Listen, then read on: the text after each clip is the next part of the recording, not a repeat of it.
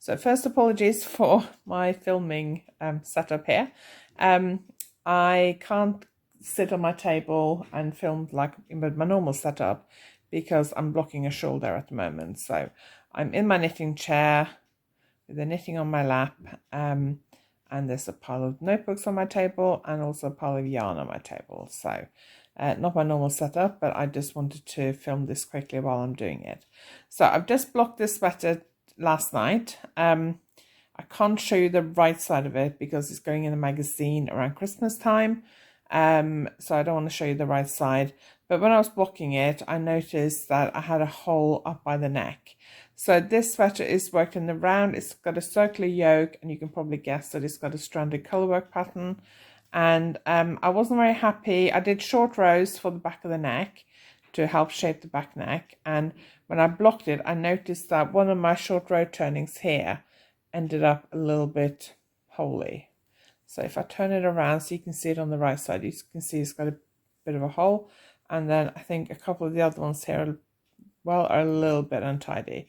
The other side of the neck were much better, but on this side, they're not quite as good. So I'm just going to show you what I'm going to do. So I've got a bit of yarn, and what I've done is I've identified the strand that's loose and I've just pulled it tight. It's a little bit short just to weave that in. I don't think that will hold, and there'll still be a bit of a hole there. So I've just taken the yarn through that hole. I'm actually going to just take that this loop and fasten that away, and then I'm going to close up this hole. So I've just taken a new length of yarn and threaded it through that hole, and then I'm going to just weave that in away from this area, and then I'll come back and close up that hole. So I notice there's a little bit of a hole here as well. There's a tiny bit. So as I'm here, I'm just going to go through that hole. There we go. So I'll just fasten that tail up a little bit. And then because there is a little bit of a hole here, I'm going to go back. Okay. So what I'm going to do now is I'm going to cut one of these threads and just carry on with the other one. So I never cut it completely flush with the fabric. I always leave a little bit. Even though this has been blocked already, I still never really cut it completely flush with the fabric. Okay, so, okay, I probably should have, let's just move that. I will weave that in again later, but just take it out of the way. Okay, so this is where the hole is. So I want to close up that hole. So I'm just going to go from one side of the hole through to the other side.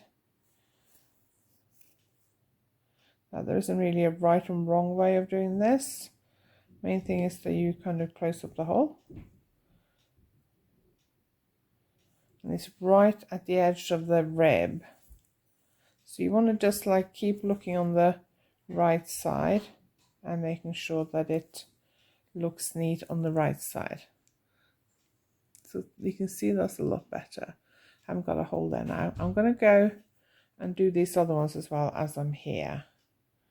So I'm going to not break that yarn because I've got a little bit here. So I'm just going to go through like that and that.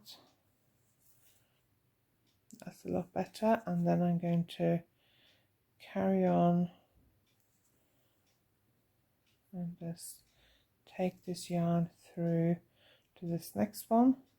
I don't normally get like 3 holes like that. That's not very good.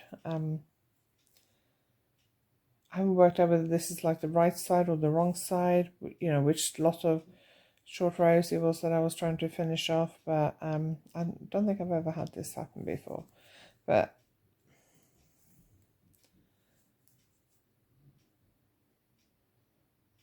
and then this one is one that's slightly bigger again. If I pull that a little bit, that'll close up the hole. So we'll pull that. Right, what I'm going to do is I'm going to go through here first, and then I'm going to take that. That's the loop I tightened. Take that Hang on. And then I'm going to go, and now I'm going to just weave in the ends. So there we go.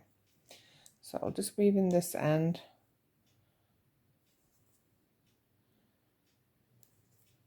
It's very difficult to actually focus on doing this and making sure that I stay in the camera, in focus, because I kind of have to look underneath the camera to actually see what I'm doing. Okay, and then I'm going to just go back a few stitches. Okay, so there we go. That's that done.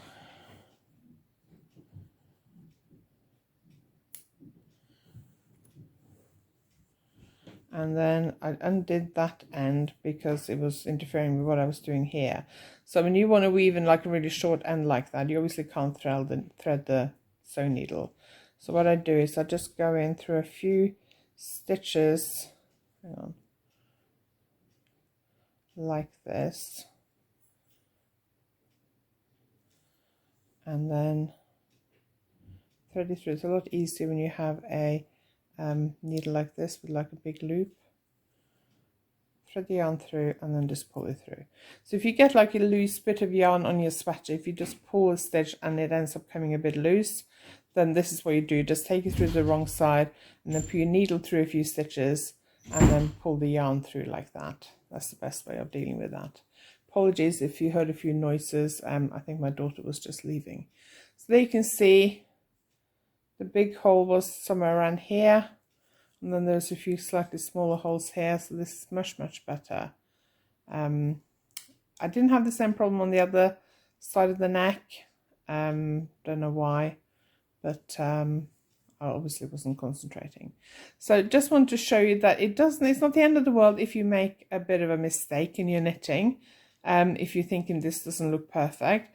I don't always make things look perfect either, but there are just occasionally there are things that you can fix later.